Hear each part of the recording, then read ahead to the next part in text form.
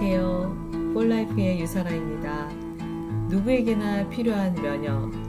오늘은 최석윤 강사님의 면역에 관한 트랜스퍼 팩터에 대해 설명해 드리겠습니다. 하여튼 어쨌든 면역에 대한 공부를 오래간만에 좀 하게 됐죠. 조금 이렇게 긴장해서 집중해서 좀 들으실 준비가 되셨죠? 시작하도록 하겠습니다.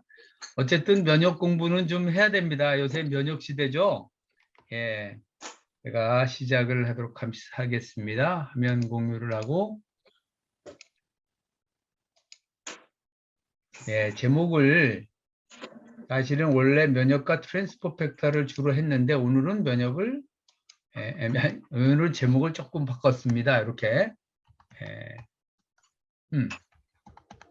백신과 면역.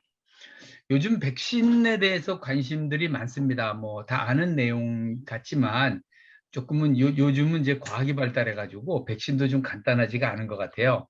코로나하고 관련해서 백신에 대해서 많은 논란이 있죠. 그리고 이거하고 또 면역이 또 무슨 관계가 있는가 하는 부분에 대해서 조금은 좀 민감하기는 하지만 그래도 우리가 이거를 조금은 깊게 다루고 우리가 알아야 되는 주제입니다. 왜냐하면 저희와 자신과 가족과 주변에 사랑하는 분들을 위해서 반드시 알고 전달을 해줘야 되는 내용이거든요. 굉장히 중요한 문제이기 때문에 좀 머리가 아프더라도 조금 다뤄보도록 하겠습니다. 이 얘기를 할 때 포라이프라는 회사를 하지 않을 수가 없는데 이 포라이프라는 회사가 면역을 최초로 면역 전문 회사, 아마도 세계에서 최초로 면역 전문 회사로 시작한 회사일 겁니다. 1998년에. 그 당시엔 지금 22년, 23년 전에는 면역이라는 얘기를 건강식품 쪽에서뿐만 아니라 전체적으로 면역 이야기를 거의 안 할 때인데 면역 전문 회사로 시작한 회사입니다. 최근에 로고를 바꿨어요. 이런 식으로 바꿨는데 점이 4개가 포라이프 위에 4개가 찍혀 있습니다. 회사의 이름 밑에다가 The Immune System Company, 면역 체계, 면역 시스템 회사다라고 이름을 붙였죠. 첫 번째는 면역 시스템이라는 건 사실 과학입니다. 과학의 바탕을 두고 과학이 아니면은 과학으로 근거가 없는 것들은 하지 않는 이런 회사라는 뜻이죠. 첫 번째 줄은 그걸 말하고 두 번째는 과학을 바탕으로 해서 반드시 이 면역 시스템을 했을 때 성공할 수밖에 없죠.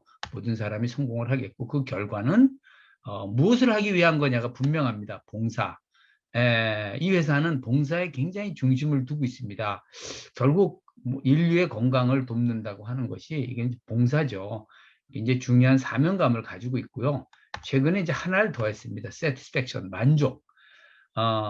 우리 직원들, 우리 포라이프의 사업자들, 그다음에 소비자들 모든 사람이 만족하게 이 만족을 굉장히 중요한 포인트로 잡았습니다. 그래서 이렇게 로고가 최근에 바뀌었고요. 이 이뮨 시스템 컴퍼니가 전 세계적으로 또 있는가 해서 구글을 제가 어제 검색을 해봤는데 면역 시스템을 전문적으로 하는 회사는 전 세계적으로 영어로 찾아봤는데 없더라고요.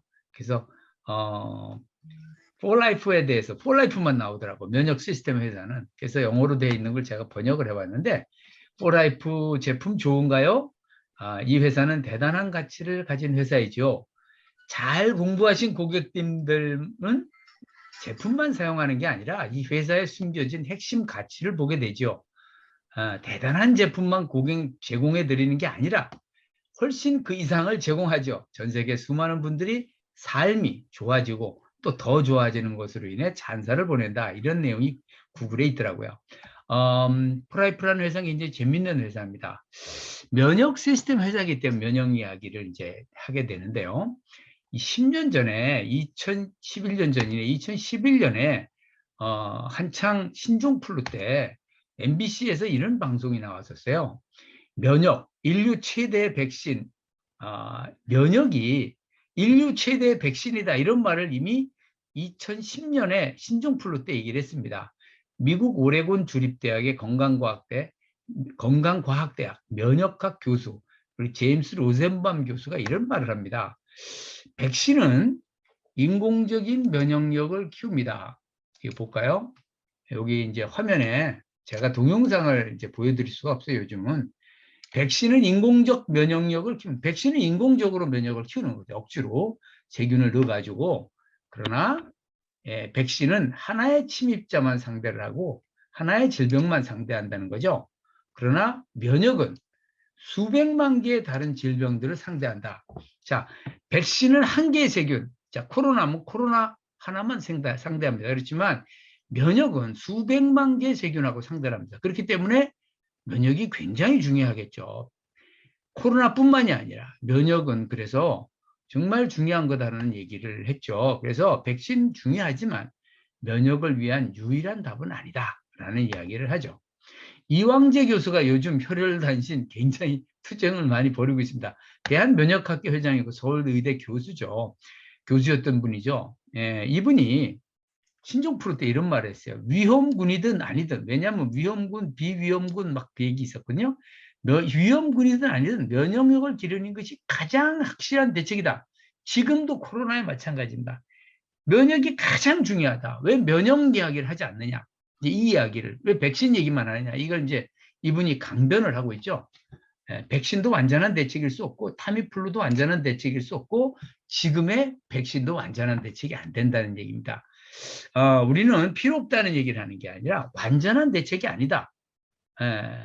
이런 얘기를 하고 있는 거죠. 오늘 이제 이게 핵심입니다. 그러면 이 면역, 수백, 백만 가지 세균에 대응하는 면역이 뭐냐? 사실은 두 가지가 있는데 그중에 가장 큰 거를 얘기를 한다면 NK세포입니다.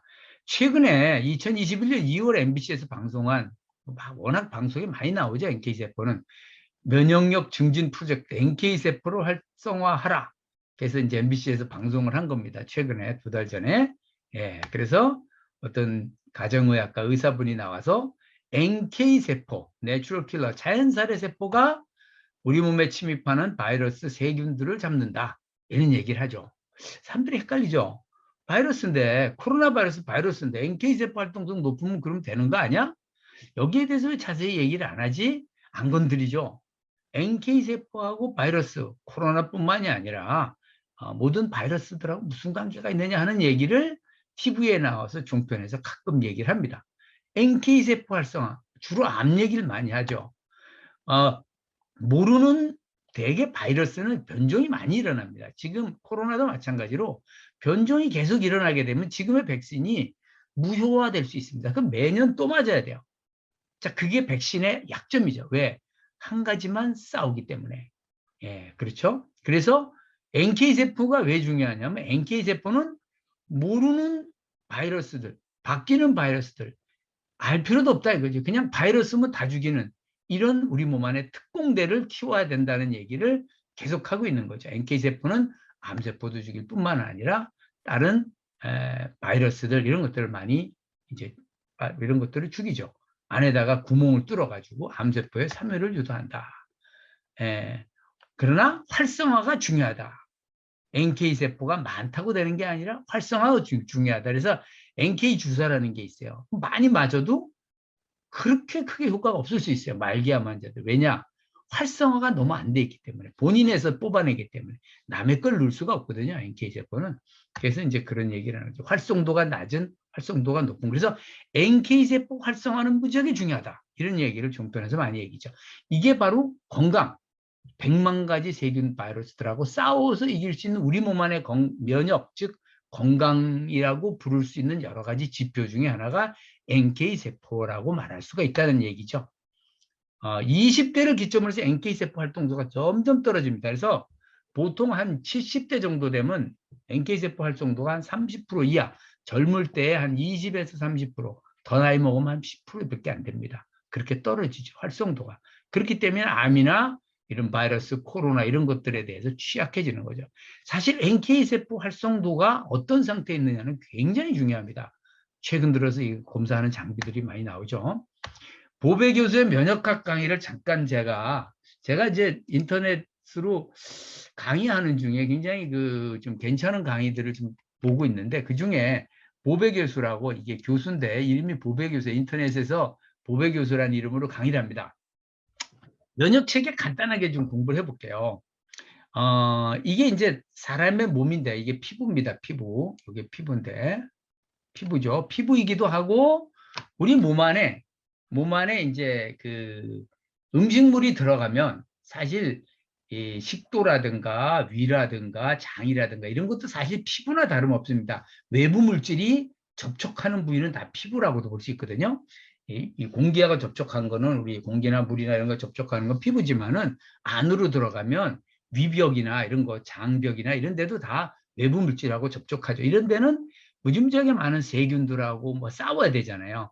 그래서 1차 면역 기간, 1차 방어 기간이 1차 방어 기간이 피부나 점액질, 눈, 뭐 이런 게 다, 목 이런데 그죠? 이게 이제 1차 방어, 비특이적. 그냥 기계적으로 들어오는 건 모두 다 막아내는 겁니다. 못 들어오게 다 막아내는 거. 이걸 이제 비특이적, non-specific이라는데 뭐 구분이 없이 그냥 다 막아낸다. 이제 기계적으로 막아내죠. 1차 방어. 1차 방어가 이제 피부나 이런 목구멍이나 뭐 이제 이런 거죠. 점액질, 주로 점액질이 1차 방어인데 점액질에 면역 물질이 있죠. 이뮤노글로불린 A 같은 게.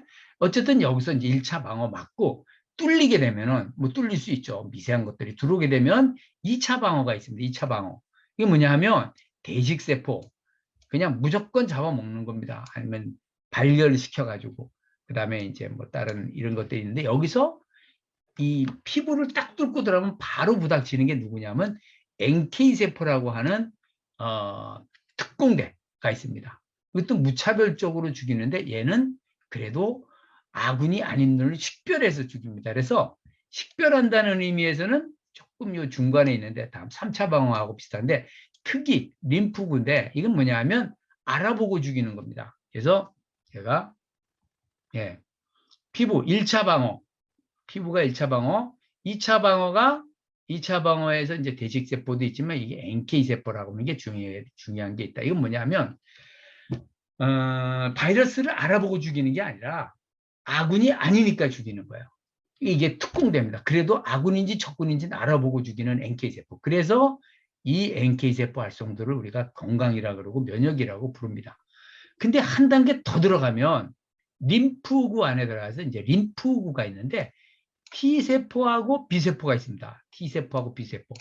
여기까지 들어가면 이제 머리가 좀 아파지는데 사실은 이제 간단하게 이해를 하면 우리 몸 안에 피 속에 림프 안에 뭐 혈관하고 림프하고는 다릅니다만은 림프 안에 T세포와 B세포가 있어가지고 얘네들이 주로 하는 일은 면역 기억, 후천성이라고 부르는데 한번 싸웠던 놈하고는 다시 싸워서 지지 않는 기억을 하는 이런 기억력이 있는 이런 면역 기간을 3차 방어라 그럽니다.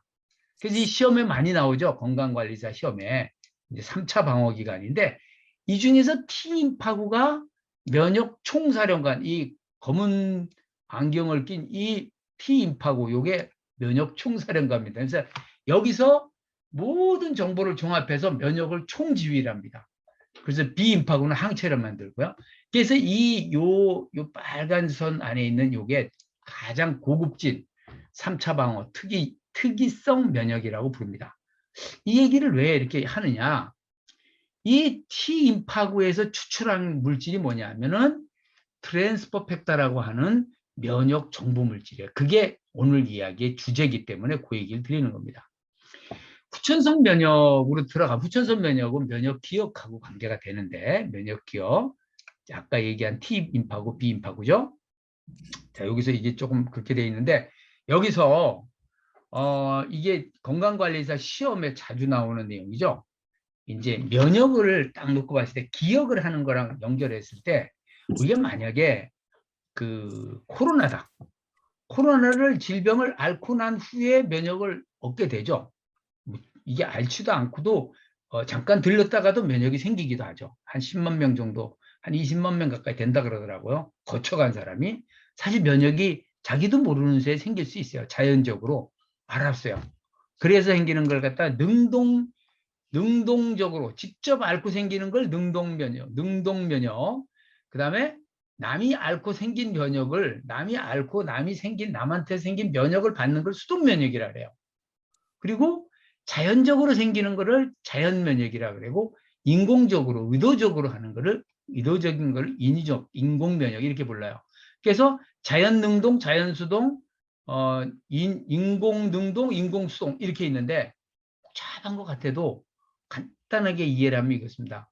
코로나를 걸려서 생긴 능동, 자연적으로 생긴 것 자연능동. 그 다음에 남이 앓은 누군가가 코로나를 앓은 사람으로부터 받았다. 우리 엄마가 코로나를 앓았어. 근데 났어. 그 안에 있는 면역이 생겼어. 그거를 아기가 그 면역을 그대로 받으면 아기가 코로나 안 걸린다. 이런 게 수동, 자연 수동 면역이에요. 그런 경우가 있을지는 모르겠어요. 어쨌든 그런 거를 자연 수동이라고 부르죠. 근데 지금 다 그게 이렇게 안 하죠. 어떻게? 백신을 맞죠. 인위적으로 내 몸 안에 면역이 생기도록 주사를 놓는 거죠. 지금 주사 많이 맞고 있죠? 그거 갖다 백신이라 하지, 백신. 백신은 뭐죠? 인공적으로, 인위적으로 주사를 놔가지고 내가 앓고 나서 면역이 생기는 거예요. 이걸 백신이라 그래요. 근데 만약에 누군가가 캘리포니아에 있는 소가 만약에 이 코로나가 걸렸다가 났어. 거기서 초유 안에서 뽑아내서 그 면역을 뽑아내서 우리가 먹었어. 그럼 우리가 코로나에 대해서 면역이 생기죠. 왜냐하면 소가 앓았던 면역을 우리가 가져오니까. 그걸 갖다가 이 트랜스포 팩터라 그럽니다. 엄마로부터 받는 거는 초유에서 받는 거고요. 지금은 어떻게 해요? 거기서 초유에서 나온 걸 뽑아내서 트랜스포 팩터라는 물질로 우리가 먹는 거죠. 트랜스포 팩터라는 물질 안에 이 코로나에 걸렸다 나은 면역을 딱 받아서 먹으면 우리가 코로나에 대해서 어떻게 돼서 면역이 생기겠죠. 멋진 이야기지만 이런 게 될까요, 지금? 이런 거를 아무도 하고 있지 않죠. 이게 수동 면역이면서 자연적으로 들어올 수도 있고 인공적으로 들어올 수도 있어요. 트랜스퍼 팩터로 할 수도 있어요. 그러나 이거를 하고 있지 않죠. 제가 트랜스퍼 팩터 얘기를 하면서 이 얘기를 설명을 드린 이유가 이게 앞으로 트랜스퍼 팩터가 타겟 트랜스퍼 팩터라 그래서 어떤 목적을 가지고 면역을 만들어서 먹는 거를 타겟 트랜스퍼 팩터라 그래요. 이것도 연구 중에 있어요. 지금은 이런 것들은 만들고 있지 않아요. 그러나 이론적으로는 지금 이렇게 되는 거죠. 트랜스퍼 팩터 얘기가 다소 지금 뭔가 그냥 이렇게 얘기하는 중에 좀 느끼죠. 어떤 사람이 어떤 세균이 들어가가지고 바이러스가 들어가서 감염이 돼서 감염이 됐다가 났어. 그 사람 안에 어딘가에 면역이 생겼어. 그 면역이 과연 어디에 있을까 하는 거를 밝혀내려고 애를 쓰다가 밝혀낸 사람이 로렌스 박사라는 뉴욕 대학의 1949년도에 피 안에서 백혈구 안에서 T 임파관에서 발견한 이 쇼드 로렌스라는 뉴욕 대학 교수입니다. 지금 이 얘기가 이제 핵심이기 때문에 이렇게 얘기 드리는 거예요. 20세기 위대한 세 가지 발견이 있습니다. 하나는 페니실린, 하나는 백신, 하나는 트랜스포 팩터입니다. 페니실린은 다 아시다시피 푸른 곰팡이에서 추출한 물질이죠. 페니실린, 항생제죠. 항생제는 뭐죠? 면역이 많이 손상을 받죠. 생산 원가가 낮기 때문에 그리고 또 항생제가 우리 수술을 하고 할 때 너무나 필요한 거죠. 인류를 구출한 거죠. 어떻게 보면 페니실린이 굉장히 중요하잖아요. 그러나 페니실린 가지고 바이러스를 막습니까? 못 막죠. 바이러스를 왜 못 막을까요? 바이러스는 세포 안에 들어가기 때문에 페니실린 가지고 세포를 죽으면 사람을 죽이니까 안 되죠. 그래서 감염된 세포만을 골라서 죽여야 되는데 그게 바로 페니실린이 할 수 없는 영역이고 바로 쇼드 로렌스 교수가 발견한 바이러스하고 관련된 면역에 대한 내용입니다. 어쨌든 백신은 뭐죠? 백신은 한 가지 세균. 이 쇼드 로렌스 교수가 발견하는 건 뭐죠? 수백만 가지 세균에 대한 면역, 기억 면역 이렇게 말할 수가 있는 거죠. 면역 기억, 면역을 상승시키고 면역을 조절하고 면역 올리기도 하고 조절하기도 하고 기억하기도 하고 이게 트랜스퍼 팩터라는 물질이죠. 어디에서 나왔죠? 백혈구. 백혈구에서 나왔기 때문에 워낙 고가고 실험실에서만 생산이 됐었어요. 그래서 1949년에 발견했지만 40년 동안 빛을 못 봤어요. 대량 생산이 안 되기 때문에. 그러나 페니실린이나 백신은 대량 생산이 되기 때문에 생산 원가가 낮아서 많은 연구들이 여기서 이익도 많이 나고 하니까 많은 연구를 했지만 트랜스퍼 팩터는 하지 못했죠. 어쨌든 의학적으로는 쇼드 로렌스 박사가 발견한 이 트랜스퍼 팩터가 한 사람의 면역을 수백만 가지 세균에 대한 면역을 다른 사람에게로 이전할 수 있다. 다른 개체로 이전할 수 있다는 걸 발견한 것은 어마어마한 발견입니다. 그래서 미국 국립과학원, 내셔널 아카데미 오브 사이언스, 국립과학원에, 이게 국립과학원입니다. 국립과학원에 이 링컨 때부터 지금까지 소장된 20명의 유명한 과학자 중에 헨리 쇼드 로렌스 교수가 들어가 있어요. 헨리 쇼드 로렌스가 트랜스퍼 팩터를 발견한 박사입니다. 이 헨리 쇼드 로렌스가 어떻게 트랜스퍼 팩터를 추출했는가가 이 책에, 미국의 어떤 의학 박사가 쓴 책에서 제가 봤는데 제가 이걸 보고 참 깜짝 놀랐어요. 투석 방식으로 추출을 합니다. 투석이라는 건 이렇게 다이얼시스라 그래가지고 삼투압 방식으로 하는 거죠.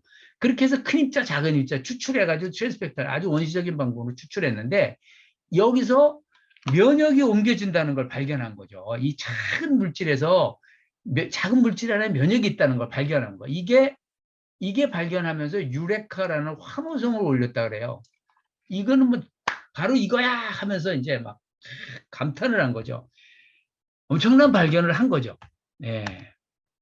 쇼드 로렌스라는 사람을 구글에서 검색을 하며 2004년도 4월 8일자 이런 기사가 있습니다.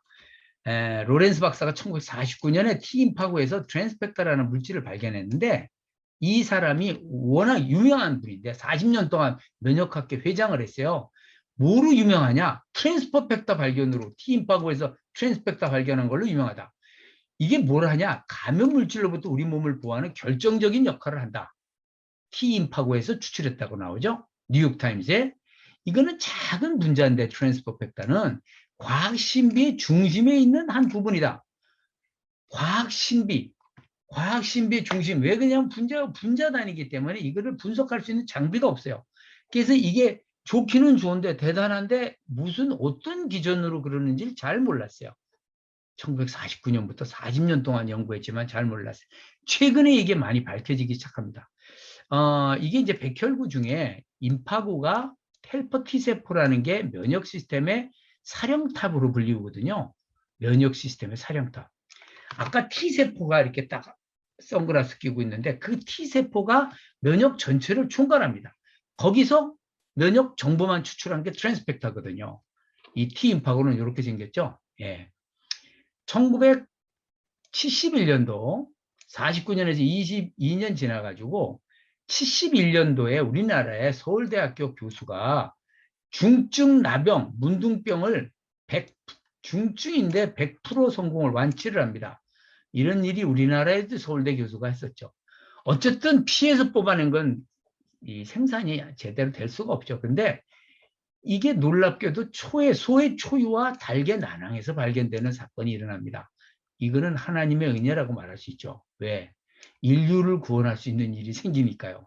이 대단한 물질이 대량 생산이 되죠. 1998년에 대량 생산이 시작됩니다. 이 대단한 사업가에 의해서 대량 생산이 돼서 우리 손에 정말 싼 가격으로, 옛날에는 주사 한 대 200만 원 하던 게 지금도 하지만 이게 뭐 한 병에 뭐 6만 원도 안 되는 가격에 우리 손에 직접 판매하기 때문에 싸게 들어왔죠. 49년 만에. 트랜스퍼 팩터에 대한 정보를 좀 더 알고 싶은 분은 족보, 이게 어디서부터 나온 거냐, 내셔널 아카데미 오브 사이언스를 했죠. 이거를 23페이지 되는 건데 이걸 읽어보시고 펌메드를 검색하고 책을 읽어보시는 게 제일 좋습니다. 트랜스펙터 이북에 들어가가지고 이북 여기 나오는 걸 가지고 보시고 자나 리포트, 데릴 씨의 리포트, 자나에 나오는 거, 자나는 건강식품협회죠. 그 다음에 책, 제가 제일 좋아하는 아론 화이트의 책. 이 책은 정말 권할 만합니다. 한 1000개 이상의 트랜스펙터, 한 3000개 중에서 1000개를 읽으신 분인데 놀랍게도 잘 검증되어 있고 잘 정리가 되어 있는 책입니다. 또 하나의 책도 있고, 그 다음에 공기관 인증을 보면은 얼마나 신뢰할 수 있는지 볼 수 있죠. PDR, 러시아 보건부의 발품, 그 다음에 국제 트랜스펙터 학회 자료, 코쇼마크 이런 걸 가지고 트랜스퍼 팩터에 대해서 검증을 다 할 수 있습니다. 제가 이거를 여기서 다 해드릴 수는 없고 이렇게 맛만 보여드립니다. 펌메드, 미국 국립의학 도서관이죠. 들어가서 트랜스펙터를 검색하면 한 23년간 했던 논문들이 종합돼서 피자라는 사람이 피자 이런 분들이 유명한 분들인데 쓴 논문들을 종합해 놓은 게 있습니다. 이걸 한번 보시면 자동 번역기 돌려서 보시면 다 볼 수 있습니다. 감염성 질환들에 대한 예방 잠재력, 간과되어 버린 이런 내용입니다. 여기 들어가서 파일을 전체를 다 볼 수 있습니다. 이렇게 번역 돌려서 보시면 되고요. 이 북에도 윌리엄 헤넨 박사, 유명한 박사입니다. 뉴언 타운센이라든가 리타 일킨스 이런 분들의 책을 들어가서 보시면 좋은 내용들이 많이 있습니다. 트랜스퍼 팩터에 대한 자료 중에 저는 여기서 윌리엄 헤넨이라는 박사가 트랜스펙터의 면역학적인 메시지에 대해서 의학에 혁명적인 스파크가 일어난다는 얘기를 하면서 에이즈에서 에볼라에 이르는 새로운 바이러스들이 계속 출현하는데 여기에 대해서 정말 대책이 없다 이거 백신 개발만 해가지고는 이런 상황에서 트랜스펙터는 면역 수비군의 신무기임이 자명한데 현대의학에서 중요한 역할을 가지는데 그러나 이러한 새로운 등장에 반대가 따른다 이렇게 얘기를 하면서 최근 심포지엄에서 있었던 트랜스펙터 학회에서 있었던 내용을 얘기하면서요. 20세기 생물학이 많은 발전을 이뤘지만 수없이 불치의 질병들이 나오고 그런데도 불구하고 과학의 패러다임이 여전히 전면적인 도전을 허용하지 않는다. 트랜스퍼 팩터 이 팩트 사실들이 면역학과 분자 생물학의 기존 영역을 거스르고 영역을 도전한다고 볼 수 있다. 그래서 이들이 압박받는 걸 이해한다. 그러나 이러한 일들이 치명적인 문제와 관련있을 때, 자, 트랜스퍼 팩터 죽고 사는 문제가 이런 면역이 아니면은 죽고 사는 문제가 발생했을 때도 도그마, 어떤 자기네들 그 집단 이기주의 같은 거죠. 그런 이름으로 자행하는 압박이라는 건 뭐죠? 먹지 마라, 먹지 마라. 그거 소용없어. 만약에 잘 모르면서 이렇게 하시다면 심지어 범죄가 될 수 있다. 이런 얘기를 제가 얘기하는 게 아니라 윌리엄 헤넨 박사가 얘기를 합니다. 자세히 보면 재밌는 내용이 많습니다. 닥터 네를시라는 분이 의사가 이게 암 환자 20명을 가지고 임상을 한 내용이 나옵니다. 이런 게 다 인터넷 들어가면 볼 수 있어요. 아론 화이트라는 분이 저는 굉장히 양심적인 의사로 보는데 이분은 이제 어떤 회사하고는 전혀 관계없는 미국 국립병원의 의사입니다. 그리고 듀크 대학의 교수고 이런 분이 책을 한 권을 썼어요. 이 책이 Guide to Transfer Factor Immune System and Health 면역 건강에 대한 이 책의 뒷표지에 가장 요약되어 있는 내용이 있는데 이 1판이 2007년, 2009년 이렇게 두 번 찍었고요. 뒤에 있는 내용을 제가 한번 잠깐 소개를 드리면 이분은 신경과학을 전공하고 마이애미 대학에서 박사학위가 듀크대 교수로 있는데 면역 시스템에 대한 연구를 하던 중에 면역이 망가진 사람의 질병에 대항하여 면역을 도와주는 트랜스포터라는 물질, 엄청난 자료와 검증된 물질임에도 불구하고 잘 알려지지 않고 있는 이 물질에 대해 관심을 가지고 의학의 미래와 공공보건을 위하여 이 책을 집필하였다. 자, 이런 사람. 저는 양심적인 의사를 참 좋아하거든요. 이 사람이 이렇게 함으로써 많은 공격을 당할 수도 있어요. 아까 얘기했듯이. 그러나 양심적인 의사는 이런 책을 씁니다.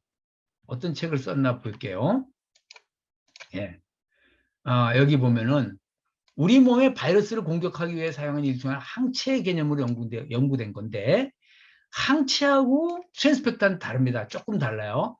트랜스퍼 팩터는 세포 안에 감추어진 바이러스와 박테리아를 표적화한다. 많이 듣던 얘기죠.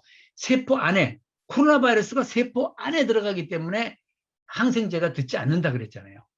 이거를 표적화한다는 뜻은 타겟팅을 할 수 있다는 게 트랜스펙터의 장점이라는 얘기죠. 저는 그냥 팩트만 얘기를 합니다. 로렌스 박사가 트랜스펙터를 발견한 이후에 연구자들은 트랜스퍼 팩터가 초유와 난황에서 추출 가능함을 발견했다. 굉장히 중요하죠. 대량 생산이 되겠으니까. 구강 섭취로도 동일한 면역 체계를 발전시킨다. 자연살해 세포, 헬퍼 T세포, 세포독성 T세포. 여기서 자연살해 세포는 아까 얘기한 NK세포, 아까 우리나라에서 계속 종편 방송에 나오는 자연살해 세포, 면역이라고, 100만 가지 세균들하고 바이러스하고 싸워 이길 수 있는 면역이라고 얘기했죠. 그거를 높여주고, 세포독성 T세포는 기억하는 세포입니다. 이거는 한번 싸워서 이겨가지고 면역이 생겨서 그 다음에 싸워서 이기게 하는 면역입니다. 세포독성 T세포. 이 두 개는 방법이 다르긴 하죠. 이 두 개 다 도와준다. 이거 트랜스펙터가. HIV, 이거 저거죠. 에이즈 같은 거죠. 라임, 결핵, 이런 광범위한 전쟁에서 유리하다는 걸 보여준 거죠. 이 책에서 로렌스 박사가 발견한 트랜스펙터는 세포면역. 세포면역이라는 말이 자꾸 나옵니다. 이게 바이러스와 관계되거든요. 어쨌든 이런 것에 저항할 수 있는 것으로 제시되는데, 이 사람은 뭐라 하냐면, 백신이나 항바이러스제, 항체 이런 거를 아예 퇴출시켜버린다 이거예요. 트랜스포팩터로 백신을 다 쫓아낸다는 말을 이 사람은 이 책에서 얘기를 하고 있어요. 책을 읽어보면. 그러면서 의사들이 다뤄야 된다는 말까지 하고 있어요.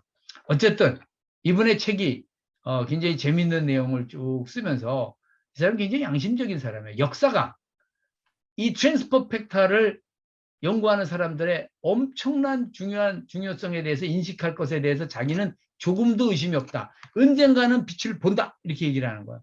무엇보다도 쇼드 로렌스 박사님이 돌아가셔서 안타깝다 이런 얘기를 하고요. 세포 교신, 트랜스포팩터는요, 면역 체계 내에서 세포와 세포 간의 교신에 있어서 매우 독특한 형태의 교신 수단이다. 이것은 항체와 인터루킨이 교차하는 십자로와 같은 것으로서 세포 사이의 교신을 담당하는 인터루킨 기능을 하면서도 동시에 항체처럼 세균에 들러붙어서 표시를 해주는 그런 기능을 하는 이런 물질이다. 이 얘기는 굉장히 신비스러운 물질이라는 걸 표현하는 거예요. 자, 자연살해 세포하고 세포독성 T세포의 차이점을 얘기를 했는데, 이거는 시간을 많이 걸리니까 이건 나중에 찾아보시고, 어쨌든 두 가지는, 하나는 알아보고 죽이고 하나는 못 알아보더라도 죽인다 이런 뜻이에요. 두 가지를 다. PDR에 이 면역에 대한 종합적인 그림이 나와 있어요. 면역을 높여주는 것과 면역을 조절하는 PDR에 트랜스포팩터가 나옵니다. PDR에 트랜스펙터가 나옵니다. 이게 무슨 뜻이냐면, PDR은 피지센스 데스크 레퍼런스. 요즘은 피지센스 레퍼런스, 어쨌든 피지센스 데스크 레퍼런스는 50만 명의 의사와 약사들이 PDR 1년에 7천만 번 이상 사용되고, 쉽게 말하면 의사들이 모든 7, 80%의 의사들이 참고로 하는 처방 참고전입니다. 가장 권위 있는 자료죠. 이 PDR의 트랜스펙터를 검색하면 나오는 내용들을 제가 종합을 한 겁니다. 트랜스펙터는 뭘 하는 거냐? 여기서 정의해 놓은 겁니다. 트랜스펙터는 면역을 상승하고 조절한다. 면역 상승에 두 가지가 있다. 하나는 세포 면역, 하나는 체액 면역. 세포 면역은 두 가지가 있다. 선천 면역과 후천 면역. 자, 여기까지가 이제 한계입니다. 어쨌든 선천 면역은 NK 세포.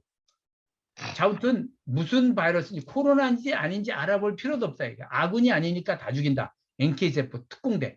얘 면역을 높여주는 거. 이게 사실은 우리가 코로나를 잘 견디는 최고의 방법이죠. 두 번째, 백신을 맞든지 한번 앓고 나섰든지 간에 기억하게 되는 거. 한번 앓고 나서 낫게 된 거. 후천 면역.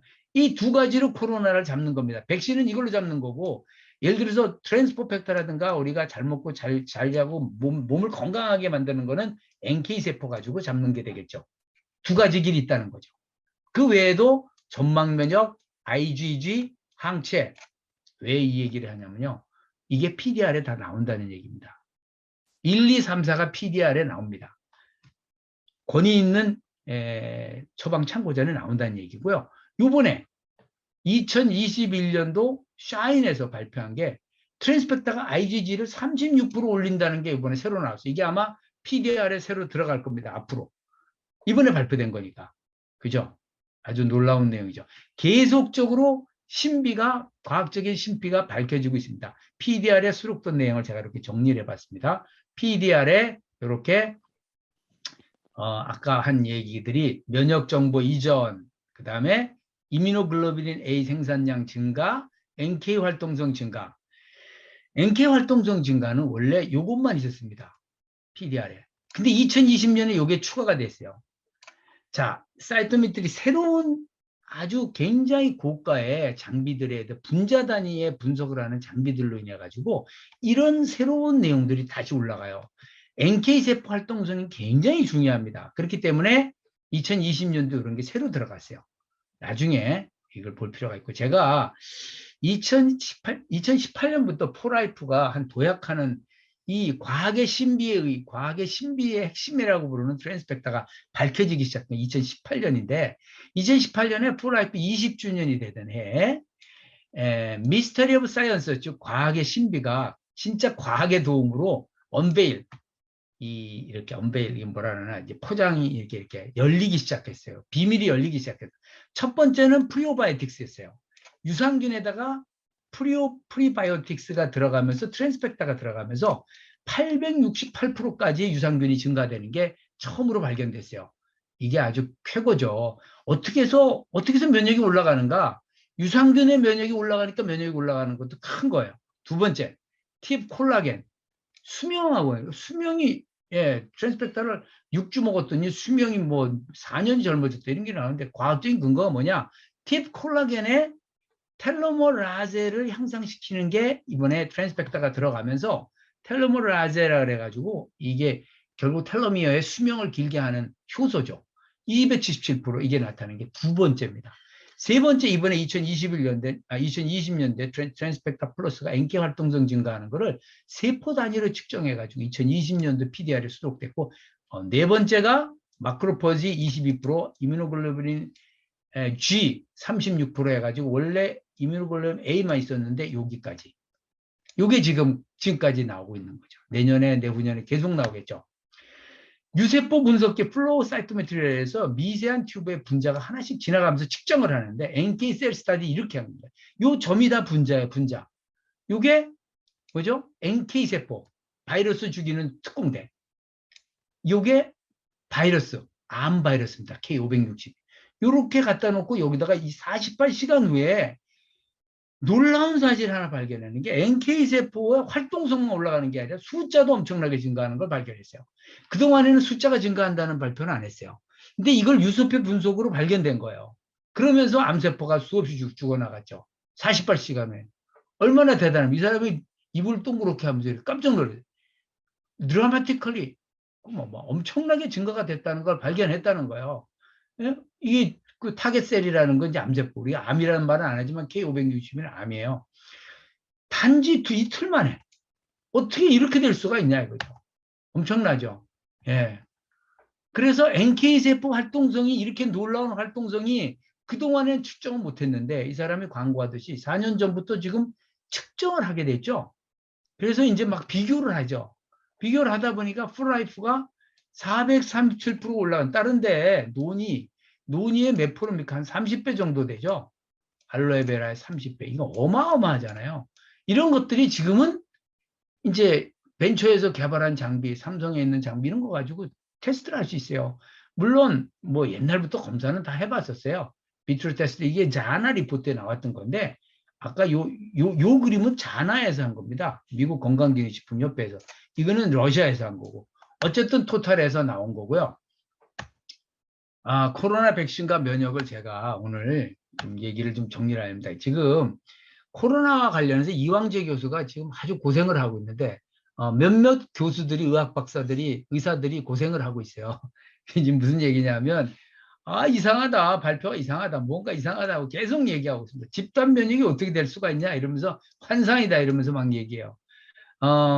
이제 뭐 이 사람은 이제 박사니까 논문들을 근거로 해서 말하는 거죠. 혈전 부작용 얘기 많이 나오죠. 이미 학술 논문에 혈전 부작용은 발표가 된 내용이에요.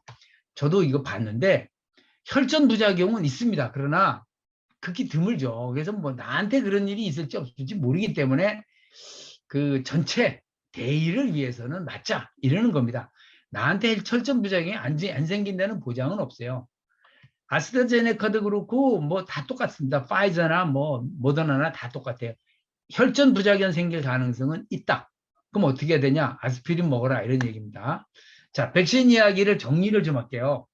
집단 면역의 이왕적 기수는 감기처럼 똑같다. 전염은 못 막는다. 어떻게 이 점액으로 공기를 떠돌아다니는 걸 막는단 말이냐. 안 된다. 집단 면역이 아닌 면역과 위생이 중요하다 이렇게 얘기하고 정부 층에서는 옮김은 못 막아도 앓지 않게 하고 결국은 사람들이 앓지 않으면은 세균이 적어지니까 예방된다 이런 주장이고 양쪽 다 일리가 있습니다. 접종이 누가 필요하냐? 면역이 약한 사람이 필요하다고 봐요. 근데 정부 측에서는 전체 정부가 아니라 뭐 전 세계적으로 이렇게 말하죠. 의사들이 하는 말이죠. 접종을 피하지 기저질환자는 피하는 게 좋겠다. 불가피한 경우에는 아스피린 먹어라. 예, 정부 측에서는 다 맞아야 된다. 접종이 불필요한 사람이 있다. 면역이 강한 분.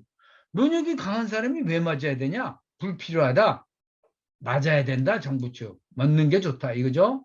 뭐 법으로 이렇게 할지는 모르겠는데 굉장히 뭐 제재가 많아지겠죠. 어쨌든 면역이 강한 사람은 접종이 불필요할까요?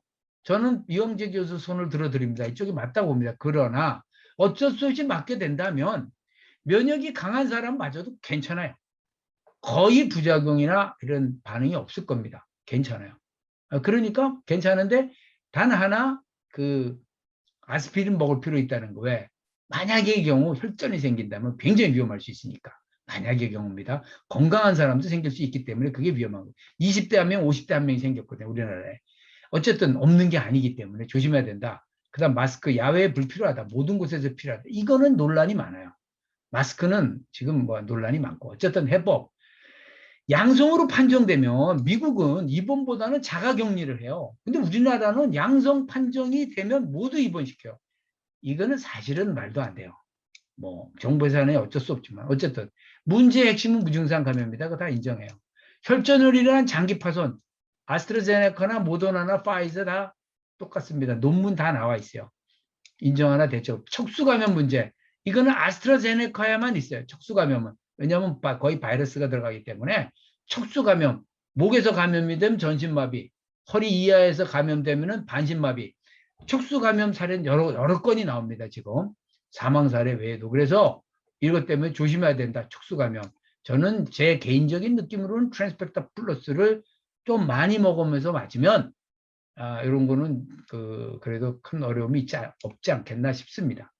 초등 단계에서 대처를 미비해서 이 문제가 생겼다. 굉장히 중요한 의미가 있습니다. 정부에서는 불가항력이라 하지만 그렇지 않다고. 초등 대처를 잘하는 데는 훨씬 거의 피해가 없습니다. 초등에서 대처를 미비했다는 것은 경증 환자가 병상을 차지하는 바람에 지금 외국에서 사람이 왜 죽냐면 경증 환자가 병상 차지해가지고 중증 환자들이 입원을 못하면 죽어요. 갑자기 혈관이 혈전 때문에 모세혈관에 가서 턱 막히면 그냥 길 가다 푹 쓰러져서 죽는다고. 그러니까 되게 무서운 게 되는 혈전이라는 아주 특이한 현상. 코로나에만 있는 아주 특이한 현상이에요. 이거는 이제 논문에서도 나온 얘기인데 제가 경증 환자가 병상 차지하는 것 때문에 그렇다 하는 거에 대한 많은 논문 자료가 있습니다. 어쨌든. 예, 그래서 초등 단계에서 대처를 잘했으면 사실은 그렇게 크게 걱정할 게 아니다. 우리나라가 그렇듯이. 우리나라는 독감으로 1년에 3,000명 죽는데 코로나로 1년 동안 1,500명 죽었거든요. 대처를 잘해서 그렇다 이렇게 말할 수도 있지만 사실은 무증상 감염 때문에 대처 거의 어렵습니다. 감기나 비슷해요. 근데 솔직히 감염돼가지고 병원에 입원해가지고 치료받는 거 없이 일주일에 보름 건강 면역 좋은 사람 그냥 퇴원합니다. 집에서 해도 똑같고 병원 가도 똑같습니다. 굉장히 이상한 이야기죠. 최석윤 강사님의 면역 팩터 강의 잘 들었습니다. 트랜스포 팩터는 5가지의 종류가 있습니다. 첫 번째 트랜스포 팩터 플러스가 있는데요. 0쯤까지 잡아주는 트랜스포 팩터 가격은 한 병에 76불이고요. 멤버 가격은 60불입니다. 두 번째 트랜스포 트라이 팩터는 한 병에 56불인데요. 멤버는 44불입니다. 세 번째 리오비다 버스트가 있어요. 젤 타입으로 짜먹는 트랜스포 팩터입니다. 아기들에게 먹이기도 좋고요. 가격은 44불이고 멤버 가격은 35불입니다. 네 번째 씹어먹는 트랜스포 팩터 트러블이 있는데요. 가격은 57불이고 멤버는 45불입니다. 그리고 다섯 번째 주스 타입이 있는데요. 소주 잔으로 하루에 한 잔씩 주스는 면은 흡수력이 빠릅니다. 온 가족이 함께 드셔도 좋고요. 가격은 2병에 80불인데요. 멤버는 63불입니다. 이 가격에 텍스 shipping이 플러스 됩니다. 감사합니다.